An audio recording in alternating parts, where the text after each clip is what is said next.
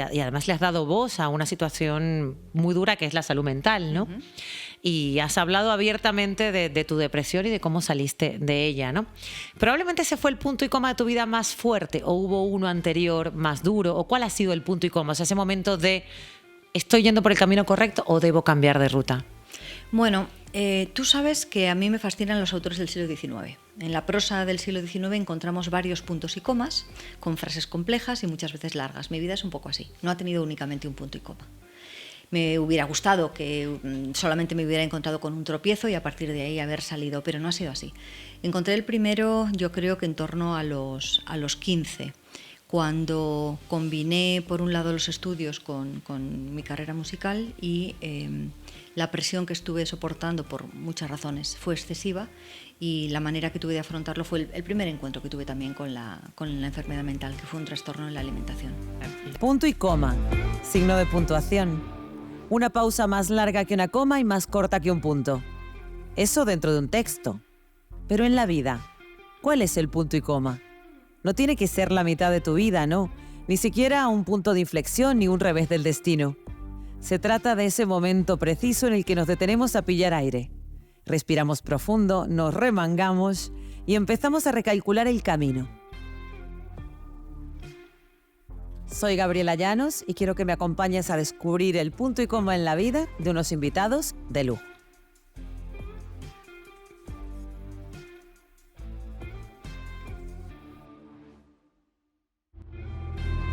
Estamos patrocinados por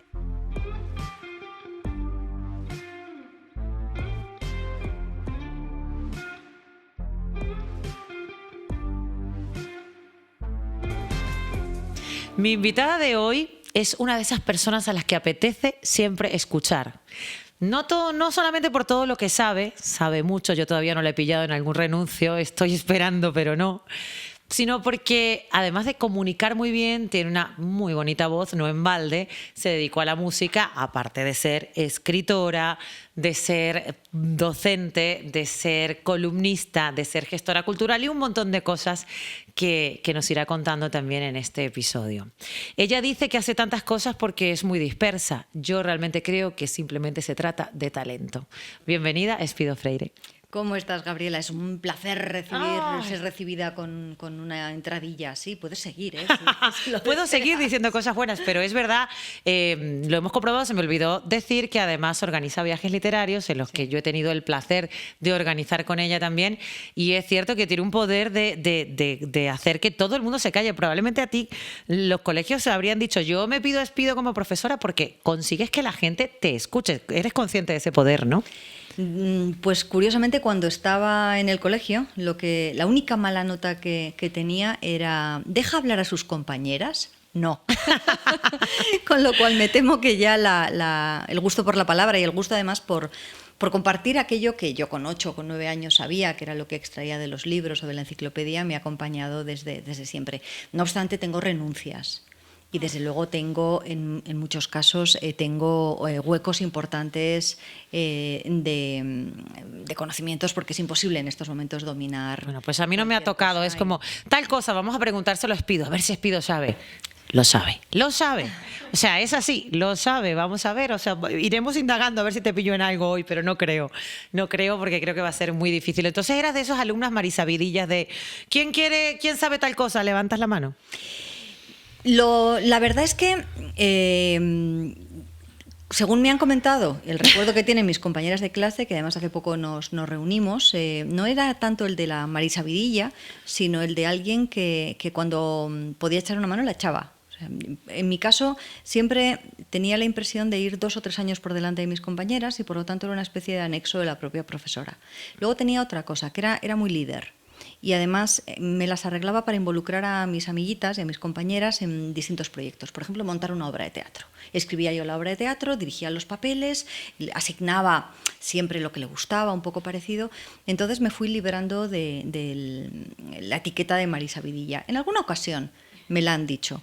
Pero, ¿qué le vamos a hacer? Es decir, hija, la que sabe. Me ha gustado aprender, me ha gustado compartirlo y nunca he tenido ni bloqueo de escritor ni inseguridades respecto a, por ejemplo, mi carrera o respecto a mis posibilidades, y creo que eso en cierta medida se percibe y no le gusta a todo el mundo. Nunca he pedido perdón por Por saber, perdón, pero tengo que responder a esto. No, es una maravilla. ¿Cómo puede ser que nadie lo sepa? No, además, ¿sabes qué ocurre? Que también hay unas capacidades que son de comunicación. Es decir, tú puedes saber mucho y dominar mucho de un tema, pero contarlo muy aburrido o contarlo mal. Y es algo que contigo no ocurre. Y doy fe. O sea, hemos estado muchas veces escuchándote solo a ti en una circunstancia y estamos así, queriendo saber. Eso es una capacidad de comunicación también muy buena y además para diferentes públicos, porque te he visto tanto para personas mayores, para personas de diferentes rubros, no solamente que tengan que saber de literatura, para adolescentes. Eso es una capacidad de comunicación que realmente es muy buena y admirable. Como tú sabes, Gabriela, la pasión es contagiosa. Cuando hay algo que te llena por completo, hay algo que durante mucho tiempo ha ocupado tus horas de estudio o sencillamente de lectura o de entretenimiento, hay una forma casi espontánea, muy natural de compartirlo con otros. Y otra de mis pasiones es la gente, es el contacto con la gente. Y creo que eso también se nota. Sobre todo lo notan los niños y los adolescentes, en que son muy exigentes como público. Esto no es un tópico, es cierto.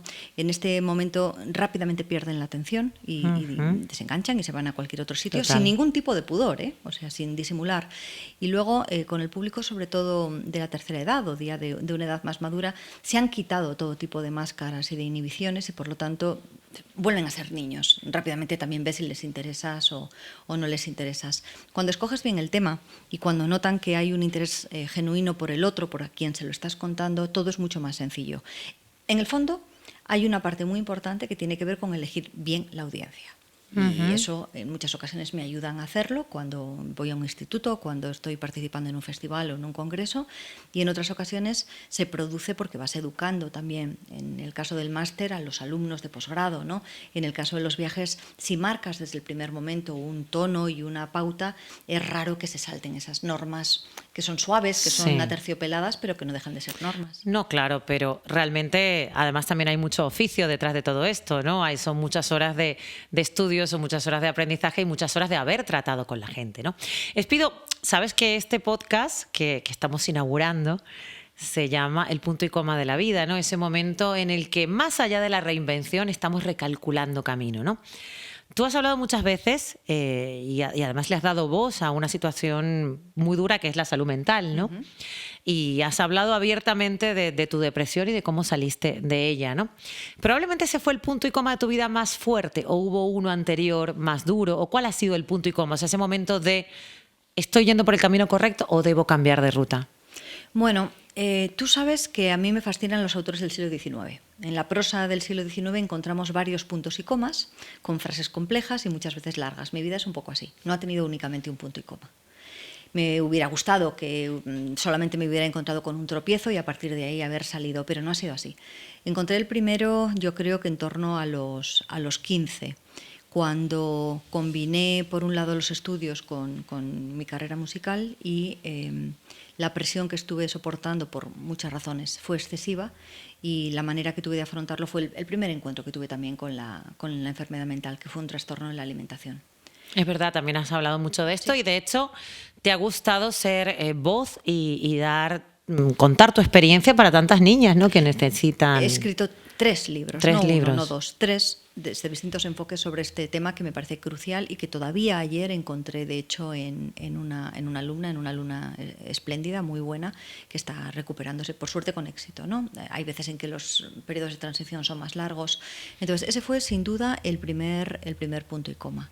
Y fue un punto y coma largo, duró en torno a 4 años. Hasta que finalmente tomé una serie de decisiones vitales, cambiar la carrera que había elegido, abandonar la música, apostar por lo literario, cambiar de amigas. Realmente fue un punto y coma decisivo. Hubo otro, yo creo, cuando comencé mi carrera literaria. No, como mucha gente cree, cuando gané el Premio Planeta. Para mí fue más decisivo el publicar la primera novela. Tú has pasado por eso y sabes que de nada a una el cambio es brutal, abismal. sí, la sí, ilusión, el entusiasmo. Sí, lo que ocurre es que yo me imagino que todo el mundo lo sabe, pero voy a contarlo por si hay gente más joven que se está incorporando a este podcast o gente de otros países. Espido ha sido la ganadora más joven del Premio Planeta. Eso pesa todavía, ¿no? Como te digo, para mí fue más importante el haber publicado la primera novela 2 años antes, con 23. Lo que tú mencionas es una etiqueta, es una de las múltiples etiquetas que se pueden aplicar a mi obra o a mi carrera, pero a título personal te reconozco que no fue tan decisivo. Fue una carga de trabajo, de exposición, por supuesto una seguridad económica, otra inyección de seguridad, que en aquel momento tampoco era que yo necesitara mucha inyección de seguridad, que ya iba sobrada. Pero fue una experiencia centrada sobre todo en lo profesional, muy interesante, pero no fue decisivo. Y no lo digo como una butada, no lo digo para hacérmela interesante y que digas, el planeta. No, el planeta fue un hito muy importante. No, claro, y a esos años también, ¿no? Pero es que en aquellos años no tienes otros, no tienes la dimensión de que el tiempo vaya a pasar. Sí, es verdad, no tienes perspectiva todavía. Claro, lo vives como si no hubiera otra opción, como si por supuesto es normal todo lo que te ocurre. Y si es bueno, pues por supuesto te lo mereces. Y si es malo, no te lo mereces. Pero no se entra, o yo no entré por lo menos en otro tipo de consideraciones. Sabía que era joven, sabía que era la más joven, pero nunca había sido tampoco más mayor. Me parecía normal, claro, me parecía... Sí. Me parecía, de hecho, un golpe de suerte, acompañado con el trabajo y acompañado con otras cosas, pero un golpe de suerte que tenía que aprovechar como fuera.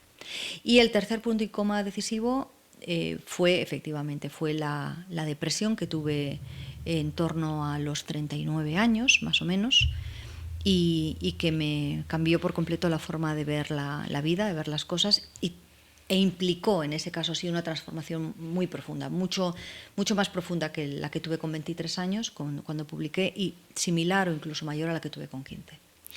¿Y cómo, si se puede, ¿no? Porque entiendo que es quizá un poco difícil dar esto como una receta, ¿no?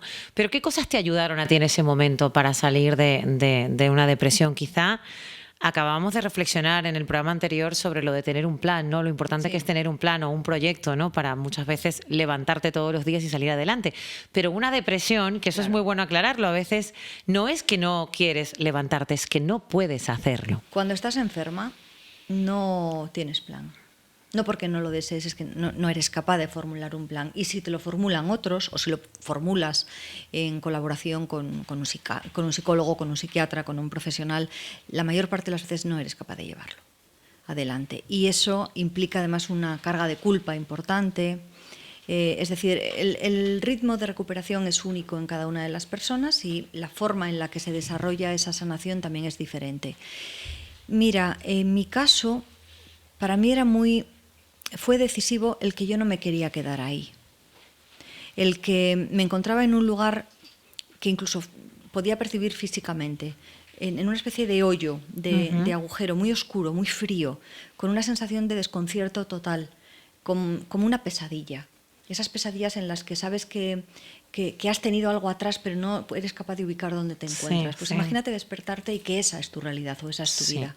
Creo que una vez hablamos de eso porque, sí, yo tuve también unos episodios de ataques de ansiedad y hay una sensación que tú y yo comentamos que es como sentirte fuera de ti mismo, de la vida. Es como si te hubieses desdoblado, ¿no? Sí. Sí, es una despersonalización. Exactamente, esa es la palabra. Puede ser más intensa o puede ser menos... Pero resulta tremendo. De hecho, después de la pandemia, cada vez más personas hablan de esa experiencia y además es muy incómoda y en ocasiones es terrible, ¿no? Sí, porque además la gente trata de buscarle explicaciones. Por ejemplo, el otro día hablaba con un grupo de amigas que son madres y decían, pero si mi niña tiene todo, si lo que quiere se lo damos, si tiene trabajo, si tiene casa, si tiene esto, si tiene lo otro, ¿por qué tiene 16 años y está deprimida? Claro, da igual. Porque es que no tiene que ver con ser feliz o infeliz, no tiene que ver con estar triste o no estar triste, hay otra cosa, ¿no? Tiene que ver con una multiplicidad de elementos que se unen y que se suman y que en algún momento rebosan. Es como si echáramos aquí agua y más agua y más agua y finalmente se desbordara. En mi caso había un componente genético y eso muchas veces las familias no quieren asumirlo. No quieren asumir que la abuela Lola o la tía Carmen o el papá Pepe es depresivo. Tiene por sí mismo una carga de la que nadie es culpable. Quizá volviendo otra vez al vocabulario, ¿no? Y al uso del idioma, porque utilizamos la depresión muchas veces para hablar de la tristeza, para hablar Sí, de cosas que no son, ¿no? de un Me dejó mi bajonazo. novio, estoy depre. Uy, qué depre tengo. No, no tienes depresión, estás triste, que son cosas Hay- diferentes, Hay ¿no? procesos de duelo o de orgullo herido o de muchas otras cosas. No, aquí en mi caso yo tenía ese componente genético. Por otro lado, mi personalidad desde que era muy pequeñita era perfeccionista. Yo no lo sabía, de hecho pensaba que era más bien dejada por esa especie de dispersión que siempre he tenido, ¿no? Y me di cuenta, y así me lo enseñaron, que no, que soportaba muy mal no tener la sensación de haber hecho las cosas bien y nunca era suficiente. O sea, el umbral de la frustración, ¿no? Por un lado el perfeccionismo, por otro lado el umbral de frustración, que muchas veces van asociados, pero no tienen por qué. Hay gente que se frustra a la mínima. Yo Sí. necesitaba un cierto nivel para llegar a frustrarme, pero oye, me frustraba por todo lo alto.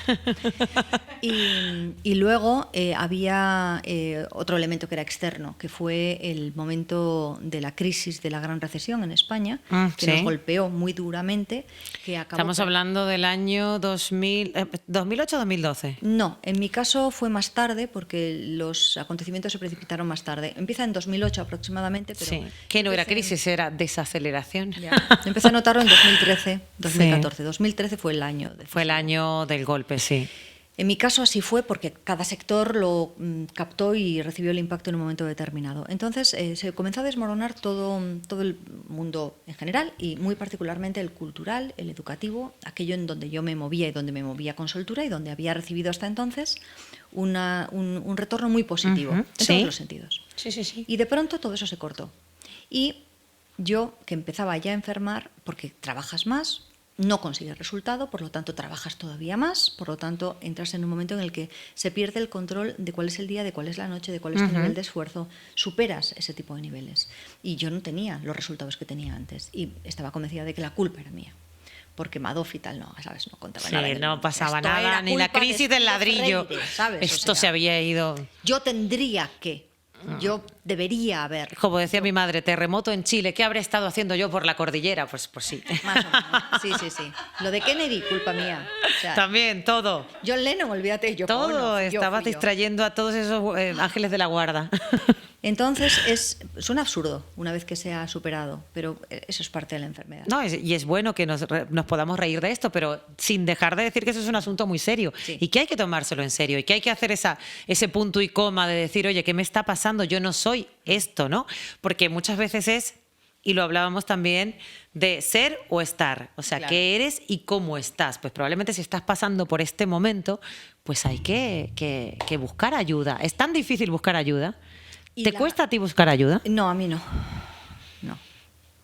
No, lo que ocurría era que no era capaz de describir qué me ocurría, porque tenía tanta ansiedad que no era capaz de pensar que aquello podría ser una depresión. Ujú. Y porque además la culpa, de la que hablaba ahora medio en broma, medio en serio, era abrumadora. Era una sensación de haber fallado a todos y con todo.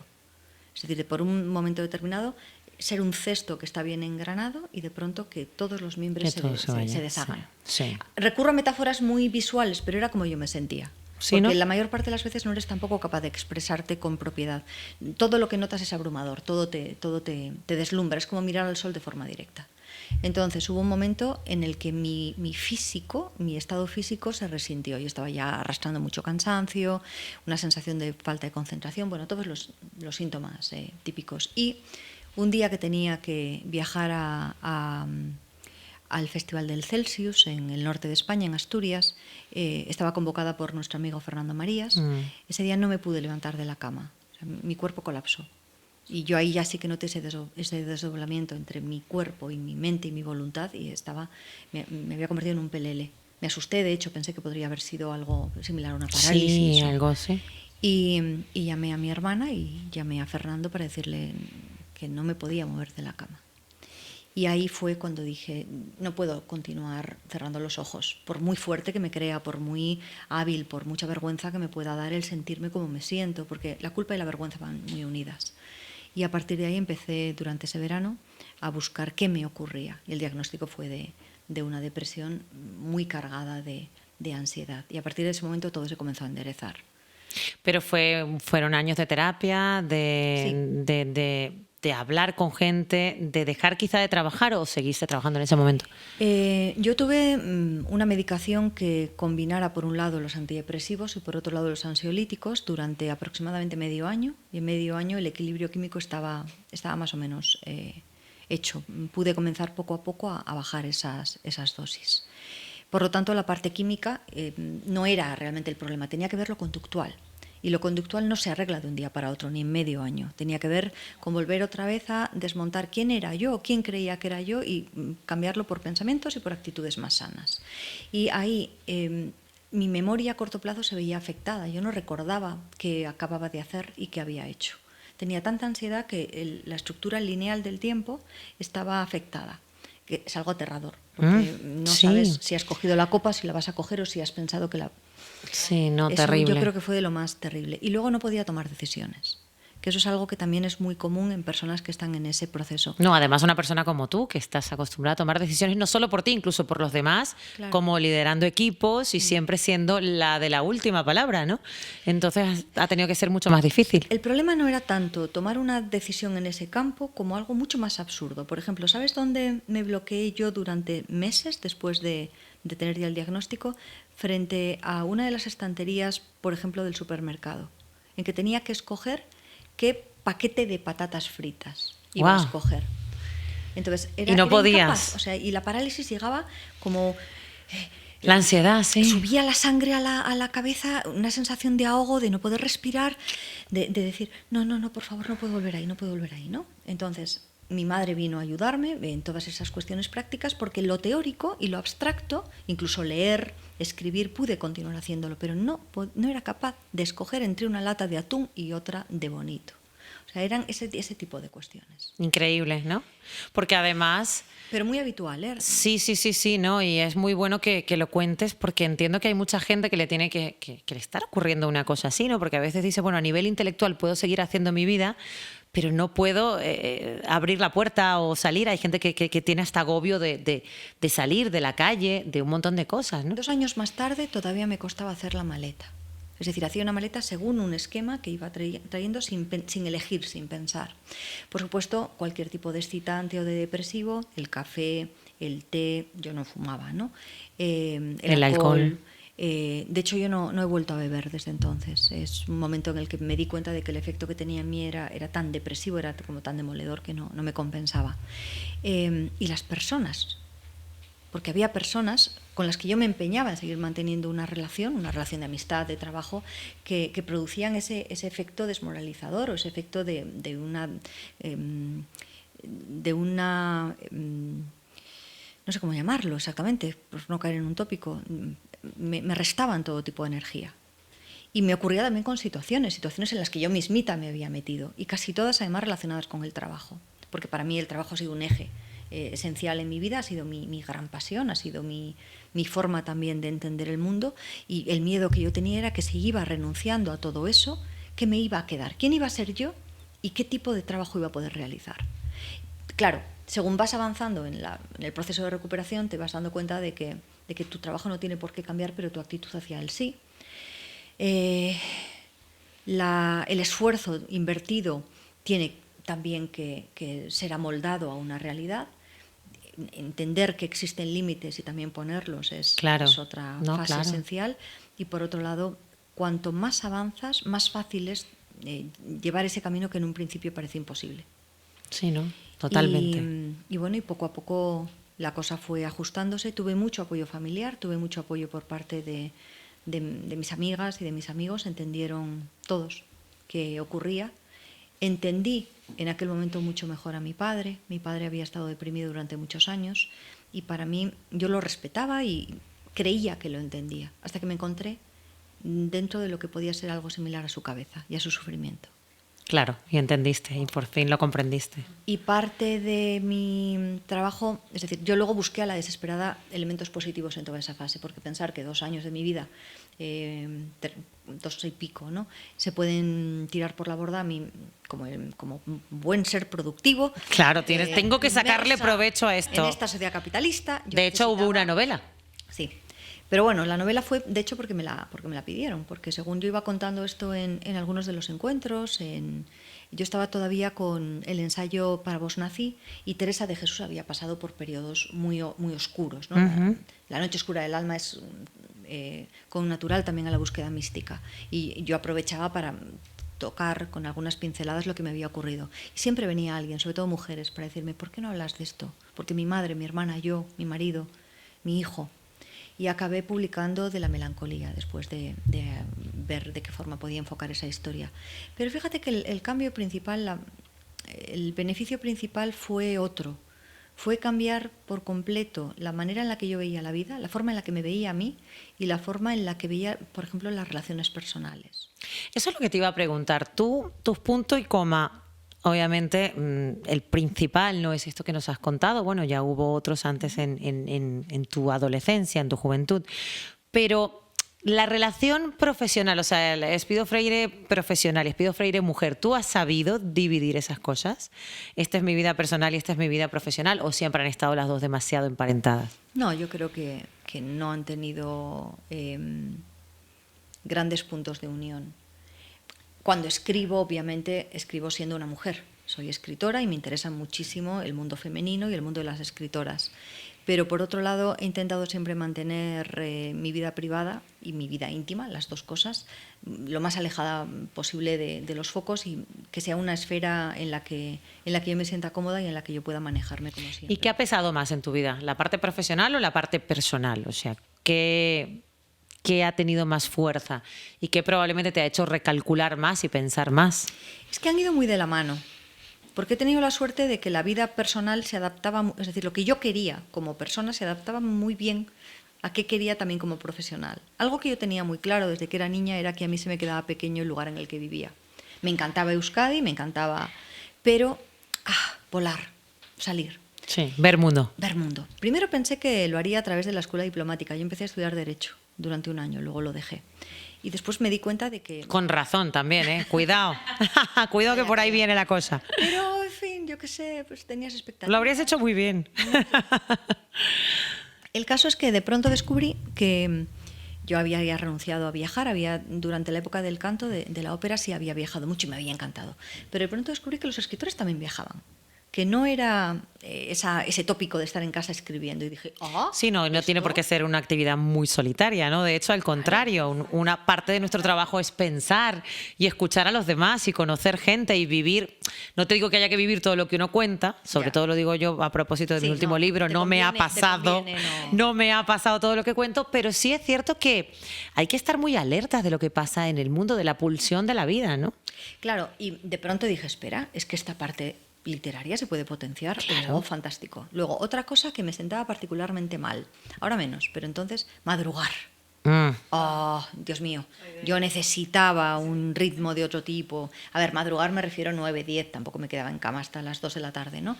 Pero, y otra cosa que llevaba muy mal y que sigo llevando regular, la autoridad, trabajar bajo un jefe. Oh, sí. Entonces, yo aunque hubiera sido cualquier otra cosa, traductora, profesora, yo qué sé, cualquiera de las múltiples cosas que podría hacer dados mis numerosos talentos, hubiera buscado algo en lo que tuviera libertad de horarios, en los que pudiera elegir con quién trabajar o bajo quién trabajar. Porque yo ahora mismo, obviamente, pues tengo personas que se encuentran o que tienen una cierta autoridad sobre mí, mis editoras, por ejemplo, o el decano y la rectora que tengo en la Universidad BIU, o pues Macarena Berlín, que es quien lleva el programa en el que yo participo, en la SER. Pero primero, la relación es totalmente diferente, hay una gran libertad en lo que yo hago. Hay una horizontalidad, ¿no? Dentro de todo. Y dentro de que estamos hablando de grados diferentes, yo soy absolutamente independiente en aquello que hago. Y en un momento determinado puedo decir, oye, muchas gracias. Pero por lo que cuentas y conociéndote, tú nunca has tenido un jefe, entonces. No se han atrevido. ¡Nunca! O sea, no sabes lo que es que te regañen y decir, vale, sí, me tengo que callar porque como que hay que pagar las cuentas a fin de mes, o sea, te lo has montado bien porque tienes que pagar tus cuentas a fin de mes, sí, eso pero no ha sido a través de tener que aguantar a un señor jefe o señora jefa. Que igual. No, yo tuve cuando estuve haciendo el diploma en edición y publicación de textos, me asignaron a las publicaciones de la universidad y ahí tuve un jefe, que era maravilloso. Y fue mi única experiencia y que empezó diciéndome, vemos tus capacidades, vemos tu talento, yo estaba a punto de publicar la primera novela, haz lo que quieras, queremos que generes textos. Y dije, esto lo tengo ahora, pero no se va a volver a repetir. De hecho, no se va a volver a repetir porque no voy a volver a tener otro jefe. Entonces, yo tenía bastante claro que llevo mal estar sujeta a una autoridad. Y de hecho, sin ser una rebelde, sin haber nunca quemado sujetadores, ni puesto el puño en alto, ni nada parecido, me las he arreglado para dejar muy claro cuál es mi margen de independencia. Hasta el punto de que nunca me he atado únicamente a una editorial, no me he atado nunca a un grupo, no he querido nunca tener un tipo de significación política, por ejemplo, porque lo que más valoro es la independencia, y la libertad. Uh-huh. La capacidad de que yo, que he trabajado mucho por ser una voz equivocada o no, una mirada interesante o no, pueda seguir siendo quien soy. Entonces, cuando eso como persona lo tienes muy claro, obviamente vas a buscar los atajos en lo profesional y escribir se presta muy, muy bien a eso. Otra cosa que me ha encantado siempre, la escena. Lo que más me gustaba de cantar no era cantar, era el hecho de estar encima de un escenario, de transformarme, de conseguir esa catarsis con un público más o menos entregado a quien tienes que seducir por completo, claro. ¿no? Y me daba mucha pena cuando dejé el canto el perder eso, pero lo he vuelto a recuperar a través de las actuaciones, a través de los monólogos, a través de las moderaciones, de muchas otras cosas, ¿no? Una pregunta que le hago a todos los invitados, pretendo hacerle a todos los invitados que pasan por este podcast, es si mañana es el último día de tu vida, ¿sientes que todo lo que querías hacer y todo lo que hiciste está bien, estás en equilibrio con esos sueños que tenías y lo que has conseguido? No me gustaría morirme todavía. Ha habido momentos en los que sí, ¿eh? Ha habido momentos en los que he tenido la certeza de que si pasaba, ya estaba todo. Pero ahora sí, tengo sueños que me gustaría cumplir. Tengo mucha curiosidad por qué significa envejecer, por esa serenidad o no, ¿no? Pero en principio muchas veces ese equilibrio que te concede. Creo además que seré una vieja feliz porque soy muy curiosa. Y eso es un elemento que claro, si no pierdes la curiosidad todavía, nunca, no envejeces, claro. Entonces me da esa impresión, si la salud me respeta, no tengo ningún tipo de problema con hacerme mayor, al contrario. Y además sé que intelectualmente llegas muchas veces a un florecimiento, a una madurez asentada. Si me muriera esta noche, sí, no sería una vida vacía. Es decir, creo que le he dicho a toda la gente lo que le tenía que decir, a quien he querido, creo que saben que les quiero. Tengo una obra que a mí me ha satisfecho, no sé el tiempo que durará ni si perdurará en el tiempo o no. Me he divertido mucho, he hecho muchas cosas muy diversas. Creo que no he hecho mal a nadie nunca de manera consciente. He podido hacer daño, como siempre haces, ¿no? Pero no lo he hecho nunca con la intención de hacerlo. Y creo que eso que es tan difícil, que se llama la conciencia tranquila, en cierta medida lo he obtenido. Y tú, Espido, que has invertido mucho tiempo en el estudio y en labrarte una carrera de éxito y una carrera, bueno, que te ha permitido convertirte, como dices, en tu propia jefa, en la persona que lleva tu vida. ¿Nunca tuviste un punto y coma de pensar en formar una familia, de tener hijos? ¿Alguna vez te trabajó eso en la cabeza? No, en serio no. Cuando tenía 18, 20... Sí, lo mismo me pasó. Sí. No era tanto que se me pasara por la cabeza, sino que todo el mundo daba por hecho que en algún momento, estábamos en la universidad o acabando secundaria, pero que en algún momento el plan eso pasaría, de vida, sí. ¿no? Incluía el casarte. El pack completo, ¿no? Te casas, niños, tienes hijos y... El tal... Pero nunca dijiste, bueno, tal vez, ¿no? No me entusiasmaba la idea, o sea, estaba ahí. Y luego hubo algo que yo recomiendo muy activamente a las muchachitas que tienen la cabeza a veces un poco llena de pájaros con esto. Yo me fui un verano de au pair a Inglaterra para cuidar niños. Inglés, a cuidar niños. Y tuve durante ese verano a mi cargo a 3 criaturas, 3 varones guapísimos, o sea, eran niños de anuncio, en una mansión inglesa. La madre acaba de separarse, por lo tanto me tragué el divorcio en directo.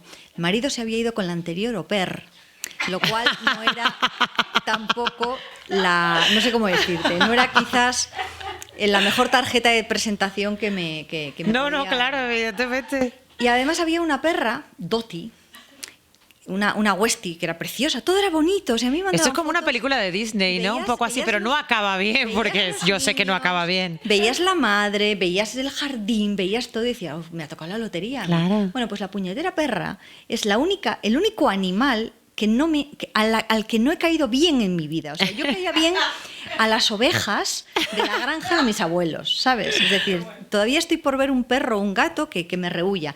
Esa perra la tenía tomada conmigo y con la tabla de la plancha. ¿Quién usaba la tabla de la plancha? La au pair.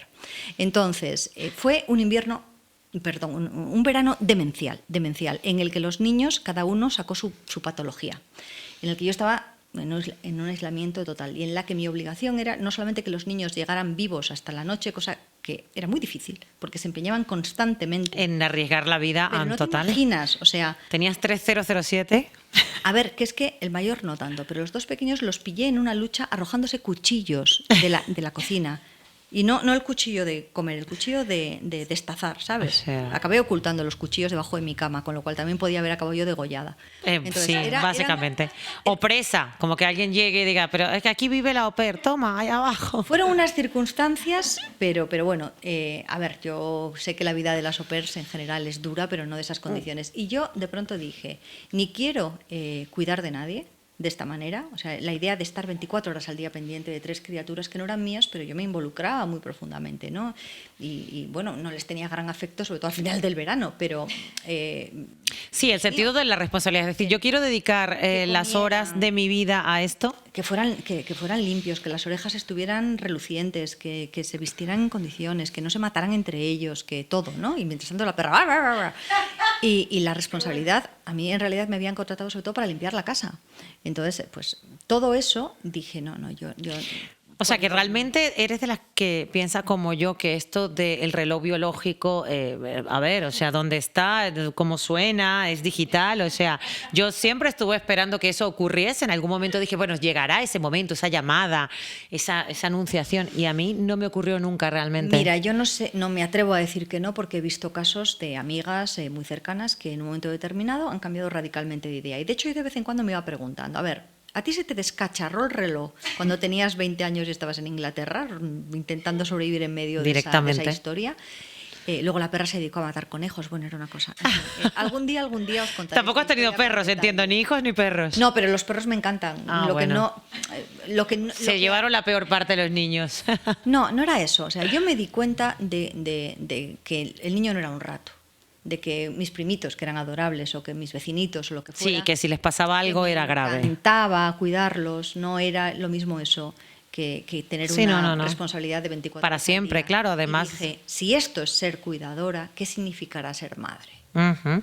Entonces, añade a eso el que yo no he tenido un instinto en ese sentido de perpetuarme, ¿no? Hay muchas mujeres que hablan de cómo les encantaría dar a luz, de cómo les encantaría notar a un niño dentro. A mí eso no me ha ocurrido. Y por otro lado, sí que soy muy maternal y soy, o sea, gallina clueca con mis amigas, con los hijos de mis amigas, pero esos los devuelvo luego. Claro. Yo ya te digo, no he tenido, o sea, me he planteado en muchas ocasiones si esa decisión que tomé en torno a los 20 y pico continuaba siendo válida cuando tenía 30 y pico, 40 y algo. Y luego quedaban otras formas de maternidad, quedaba la adopción, la adopción en mi caso, ¿no? Yo no me plantearía otra, el acogimiento. Pero no ha ido por ahí. Yo creo que mi relación con los niños y con los adolescentes, que en general es buena, incluso a veces muy buena, tiene que ver con enseñar, con compartir de otra manera, con ser lo que soy, que es una tía, sí. ¿no? Una mentora, una docente. Mayor, sí. Ahora ya es difícil ser hermana mayor, pero en su momento lo era, ¿no? El acompañarles de una forma distinta. Y también ha sido muy interesante la relación con mis amigas madres, porque en muchas ocasiones me he sentado con ellas y les he dicho, pero tú estás viendo lo que está ocurriendo. ¿Qué? Que te está toreando. O sea, que tienes un dictador de 6 años, adorable, maravilloso, manchurreado con fresas que le acabas de dar. Sí, yo tengo que tener mucho cuidado con eso porque muchas veces Claro, no somos madres, entonces parece que no podemos opinar, pero a veces dices, es que lo estoy viendo, es decir, o sea, no soy madre, pero he sido hija y a mí estas cosas, o sea, de no se pueden aburrir o no te puedes aburrir, es una cosa que en mi casa no existía, ¿no? A mí me ocurre sobre todo que a mis amigas las quiero mucho y las conozco muy bien. Entonces no es tanto el que yo no, o sea, me inhiba por no ser madre, sino porque veo que la reacción que ella está teniendo no es natural. Y por otro lado, con esa parte también de cuidadora de ellas y a veces de figura de referencia o de confianza que he sido para muchas de mis amigas, y lo digo porque ellas me lo dicen y me insisten en que lo que más les gusta muchas veces de mí es eso. Lo digo con mucha claridad. Y me parece que es importante. Lo mismo que ellas a veces me dicen, Espido, te estás pasando. O sea, nena, Sí. no sé qué, seguro que te cuidas, seguro que comes. Y yo, comer sí, no te preocupes que comer, como. Comer. Y ese tipo de cosas. Yo creo que hay una vigilancia amistosa, amorosa, ¿no? De unas a otras. Y con los niños es fácil perder el eje porque son realmente el centro de la vida de, Claro, ¿no? de sus madres, de sus padres, y la mayor parte de los niños son maravillosos, pero incluso los más maravillosos tienen momentos de egocentrismo, momentos de pataleta y momentos de manipulación, porque es su trabajo es sobrevivir a costa de Claro, otros. de manipularte. Y nuestro trabajo es dirigir, acompañarles, amarles y corregirles en muchos casos, ¿no? Y corregirles de la manera más afectuosa, pero también más efectiva posible. Entonces ahí tenemos que participar todos. La comunidad es la que educa, no solamente, creo yo, los padres, porque a veces las madres están agotadas, a veces los padres no pueden prestar toda la atención que quisieran o no lo saben. Venimos de una sociedad en la que la mayor parte de los hombres están aprendiendo a pasos rapidísimos y agigantados cómo ser un modelo diferente de padre. Y muchas veces ahí, pues, repito, un ojo ajeno, como a mí me pasa respecto a mi vida. Claro. No pretendo saber en este sentido ni más que nadie ni de otra forma. Pero bueno, lo pasamos muy bien hablando de esas cosas. Claro, además está muy bien a veces decir, unirte con las amigas no madres y decir, tú has visto esto. Sí, no sé qué. Esto es imposible. Ahora sí tenemos una pregunta para ti que dejó nuestra invitada anterior, Carmen Posadas, que te la vamos a hacer ahora, pero también, ya sabes que lo hemos hablado muchas veces, yo tengo una gran cruzada con la ortografía. Yo soy la vigilante de las redes sociales, de las cosas que escribimos bien o mal, de cómo habla la gente, de cómo... Además, tengo ganas de que rescatemos el vocabulario no solamente por eso, sino por seguir ampliando nuestro repertorio emocional. Sentimos como pensamos, no podemos reducir nuestros pensamientos porque reducimos también nuestros sentimientos, ¿no? Y entonces eso me parece muy grave. Así que quiero que me digas cuál es, que creo que lo voy a saber, cuál es ese error ortográfico que no soportas, no toleras y habría que erradicar ya, no solo de las redes sociales, del mundo. Bueno, no es tanto un error ortográfico, sino un uso verbal. Y son las formas no activas del verbo, los infinitivos y los gerundios. Por supuesto, las faltas de ortografía generalmente me duelen, ¿no? Al oído, a la vista, según las ves, según escuchas. Algunas de ellas no son, o sea, son fonéticas o son gramaticales. Pero bueno, hemos normalizado el que tengamos frases protagonizadas que giren en torno a infinitivos o a gerundios. Y eso, que en el lenguaje oral es lo más común del mundo, porque vamos formulando y pensando y hablando al mismo tiempo, y aquí ha habido 3 gerundios seguidos. Cuando estamos en el proceso de escritura, claro... Pero eso vamos a ponerle un ejemplo a la gente, para que vea. Pero cuando estamos en el proceso de escritura y comienzan a colarse esos infinitivos encadenados o esos gerundios que además generan rima interna y que no dicen nada porque necesitan de un verbo auxiliar y necesitan de un sujeto, aquí es donde yo me vuelvo irascible. Dime una frase en gerundio que te moleste especialmente para ponerla, porque en cada programa vamos a explicarle a la gente cómo no hacer uso de determinadas cosas, según cada uno de los invitados, claro.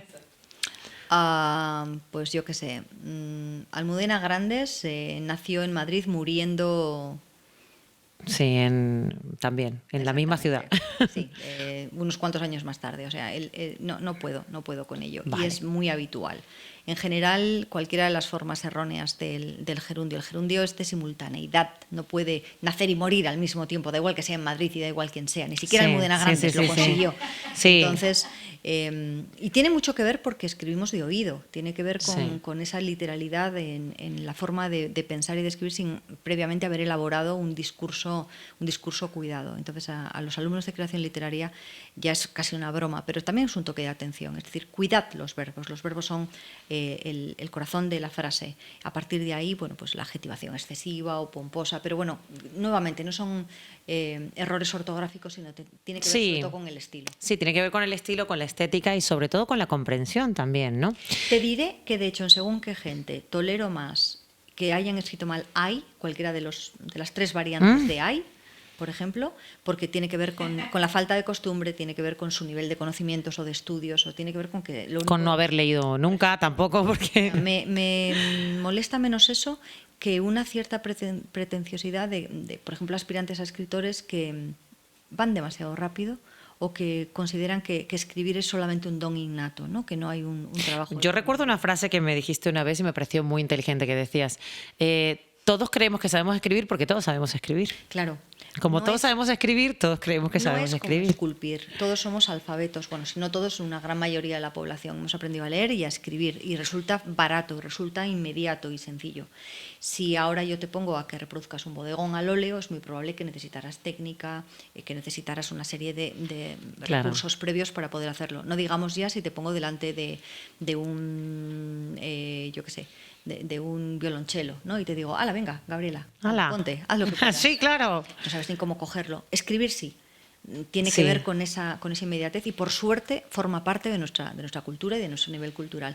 Pero una cosa es escribir. Y otra cosa es el obituario, oficio. Y otra cosa es el oficio del Sí. escritor. Y se tiende a confundir porque además es muy aspiracional. Recuerdo también un comentario que leí hace poquito de Isabel Allende, que dice que fue al odontólogo y el odontólogo le decía, ¡ay, qué bien que usted escribe! No sé qué. Yo cuando me retire voy a escribir. Y entonces ella le dijo, bueno, y yo cuando me retire voy a sacar muelas. O sea, porque al final es como, o sea, es mi oficio, es mi profesión, ¿no? O sea, a veces duele como que no se trate como un oficio, como una profesión, sino simplemente, pues, yo escribo, pues yo también, pues yo también. Fíjate que yo ahí, que de jovencita era mucho más radical y mucho más... Somos jovencitas. de más jovencita. De más jovencita. Cuando tú eras una niña. Bueno, pues era mucho más contundente con ese tipo de cosas. Con el tiempo me he hecho mucho más comprensiva. Y lo hago por una cuestión básica, que es la del respeto a la ilusión del otro. Sí, Entonces también es es muy verdad. probable que ese odontólogo, igual nos sorprende, igual es el nuevo Juan Rulfo, pero lo más probable es que ese odontólogo escriba para él, se autopublique, reparta entre sus amigos los textos, los amigos lo compren pues por compromiso, es decir, que entre dentro de lo que es el aficionado a escribir, que oye, está entretenido. No, y como salud y como soltar emociones. Yo siempre digo esto, ¿no? Que O de contar repente. su historia, que Claro, es tú puedes lícito, hacer. es legítimo. Y para lo que quieras hacerlo, claro. Pero sí es cierto que, bueno, yo soy una gran defensora, no sé si tú también, de los talleres de escritura. Yo hice muchos, imparto también. Y creo que dan muchas cosas, aparte de la técnica, que es la disciplina, ¿no? Y creo que ese tipo de cosas son importantes saberlo. Si puedes saberlo, mejor que si no. Sí, hombre, yo creo, creo ciegamente en la formación hasta el punto de que dirijo 2 másters sobre el tema, ¿no? De hecho, los prefiero una formación más estricta que el propio taller, que muchas veces es más abierto, también es para iniciarse en muchos casos, otros para perfeccionarse. Pero tiene que ver más que nada con que si ya sabemos que la mayor parte de quienes intentan escribir no van a ser profesionales de ello, no le quites la ilusión, no le quites el sueño.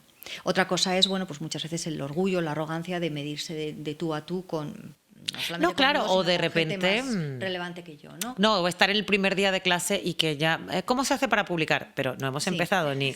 No te hemos dado la receta de la tortilla de patata y ya la quieres vender. O sea, es Claro, difícil. pero yo también quería publicar. Y cuando tenía Sí. 17 años, mi gran obsesión, 18, 20, mi gran obsesión era llegar a publicar. Entonces, sí que Pero no intento- eres un ejemplo, porque luego se ganó el premio a los 25 es años. verdad que no- es ejemplo. no soy No muy pasa normalmente esto. No soy muy representativa, pero y no suele pasar, así es. O sea, yo ya he dicho que tuve mucho trabajo, un golpe de suerte importante y después la capacidad de mantenerme. Las 3 cosas son difíciles. Sí. Pero sí que siento esa ternura, ¿no? Y no es con condescendencia, es decir, claro, ahora, si de verdad te lo quieres tomar en serio, es un camino duro, es un camino largo, es un camino ingrato. La única satisfacción que tienes es el momento en el que estás a solas con el papel, con tu propia historia que se va gestando. Todo el resto, muchas veces, está lleno de sinsabores, eso lo hemos hablado tú y yo. Y de muchas injusticias, veces. y de cosas que no puedes controlar, y Y a de veces yo te las he modas, y de contado millones tú de me cosas. decías, no, a mí eso no me pasa. Sí, No, Espido, sí, no, tenías eres razón en demasiado". todo. Pero Es así. Entonces, repito, yo no aliento tampoco expectativas que no tienen ningún tipo de sentido, pero me he vuelto mucho más flexible, me he vuelto más comprensiva, me he vuelto yo creo que mucho más tolerante. Ay, te estás ablandando, Espido Freire. Esto va a quedar grabado, lo va a ver mucha gente. Lo que ocurre es que en el momento en el que acceden al contacto conmigo, vuelven a descubrir que no me han seducido. Es decir, no creas que me ablando. Sencillamente es que me he vuelto creo que menos estúpida, o sea, menos rígida, en el peor sentido de la palabra, ¿no? Menos ñi, lo que yo digo tiene que ser lo correcto. Hay muchas formas de acercarse, hay muchas formas de disfrutar con ello. Pero no te fíes ni un pelo. No, Todo muy bien, pero no te fíes ni un pelo. Eres. No, pero luego, a la hora de la verdad, no he rebajado mis estándares, por ejemplo, en las clases, cuando voy a las conferencias, pues yo soy filóloga y eso está, marca en gran medida la forma de ver las cosas, que es diferente a la de los periodistas, diferente a la de los publicistas. Sí. Y soy muy purista, quizás demasiado. Pero no espero que todo el mundo aspire a lo mío, que sería lo correcto. Pero vamos, no espero. No, tengo, como te digo, creo que eso ha sido algo que he ido ganando con la edad. He perdido muchas cosas con la edad, se pierden. Sí, se pierden y se ganan otras. Pero sí he ganado eso. No, y además se abandonan guerras que no conducen a ningún lado. Yo quiero preguntarle cómo el haber sido, antes de escritora, muy diestra en música, ha influido en su forma de escribir. Pues Carmen, como siempre, tan inteligente y tan sutil, porque nos conocemos desde hace muchísimos años, ¿no? Y es cierto que nunca me lo ha preguntado. Sí, tuvo que ver sobre todo al principio en que las formas musicales y el estudio de las formas musicales me allanaron el camino hacia la novela y hacia el trabajo de distintas voces y el uso del silencio y el uso del estilo literario. Y en los últimos tiempos, porque ahí hubo un paréntesis, hubo un alejamiento y un cierto rechazo también de lo musical, lo está volviendo a tener. Desde hace 3 años tengo un programa en Radio Clásica con Martín Llade en que hablamos de música y literatura. Entonces es obligado volver otra vez a escuchar música clásica y volver en cierta medida a los orígenes, y además unos orígenes mucho más amplios de los que yo pude tener con 15 o 16 años. Y ahí vuelvo a encontrar no solamente los libretos y las historias que han inspirado grandes óperas, sino también cuál es la fuerza motora que en un momento determinado inspiró a un compositor. Y veo muchos más puntos en común. Hace 8 años no te hubiera dicho esto. Bueno, Espido, muchísimas gracias. La verdad es que ha sido un enorme placer estar contigo como siempre. Y si os gusta, suscribiros y darle clic en la campanita. Lo he dicho correctamente. Eso es lo que tenéis que hacer. Hasta luego, hasta la próxima. Punto y coma de la vida. Vamos a hablar de ese error ortográfico que tanto le molestaba a Espido Freire. Y se trata de los gerundios. Vamos aclarando qué es gerundio, como dice el dicho. ¿Qué es un gerundio? Pues los gerundios son esas formas verbales no personal y no finita, que es decir, no tiene género, no tiene número, no tiene persona gramatical, que terminan en N, D, O, es decir, comiendo, mirando, y son muy fáciles de reconocer porque hablan de una acción que todavía está ocurriendo, es decir, que está transcurriendo, está comiendo, está mirando. ¿Qué es lo que le molesta a Espido? Que normalmente estos gerundios se utilizan para hablar de una acción que es simultánea, es decir, el gerundio es un verboide, es un verbo que complementa un verbo principal. Entonces, estos dos verbos tienen que actuar en simultaneidad. No puede ser que la acción que demuestre el gerundio sea posterior. Pongo un ejemplo. El coche se paró en seco girando a la izquierda. Un coche no se puede parar en seco girando a la izquierda. O se para en seco o está girando. Pero no puede ser las dos cosas a la vez. Entonces, por eso, cada vez que utilicemos el gerundio, tengamos en cuenta esa circunstancia. Lo que podemos decir en este caso, para que sea correcto, es el coche se paró en seco y giró a la derecha. Otra forma que no le gusta a Espido Freire, y por eso dice que los gerundios son nuestros enemigos, es cuando se utiliza como un adjetivo. Por ejemplo, la chica bailando enloquecida es a la que estoy buscando. No, sería la chica que baila enloquecida es a la que estoy buscando. Así que ya sabéis, simultaneidad o adjetivos bien colocados.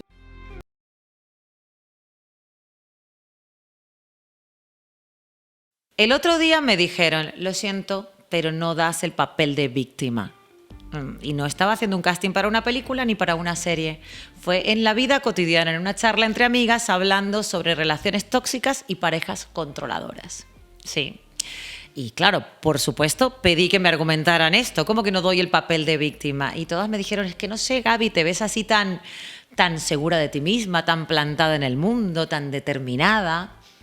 Y sí, pensé en mí misma. Si tuviese que describirme, diría que soy una tía segura, independiente, plantada. Sí, de hecho mi madre me machacó mucho con eso de cuáles son mis derechos en la vida. Ni todo es para los demás, ni todo es para ti. Y eso me quedó ahí siempre dando vueltas. Pero yo, la que viste y calza, la que veis aquí, pues sí, tuve una relación con un chico simpaticísimo, cultísimo, pero controlador. Todas me preguntaron, ¿y aguantabas por miedo? Y no era miedo. Tuve que reconocer que fue por algo mucho peor. Y es por pereza. Por pereza de discutir, por pereza de argumentar, por pereza de tratar de cambiar la manera de pensar del otro, por pereza de explicarme todo el rato. Claro, ¿qué pasa? Que cuando estas cosas te dan pereza, empiezas a ceder y miras hacia otro lado y dejas de hacer esas cosas que te gustan mucho pero que le disgustan mucho al otro. Y, en consecuencia, le vas gustando muchísimo al otro y cada día te gustas menos a ti misma. Y ese es el peor negocio del mundo, gustarle mucho a otro y no gustarte nada a ti. Así que sí, por pereza pasó esto. Y por pereza os tengo que decir que a veces hacemos y aceptamos cosas que dan mucho más miedo que el miedo en sí mismo. Estamos patrocinados por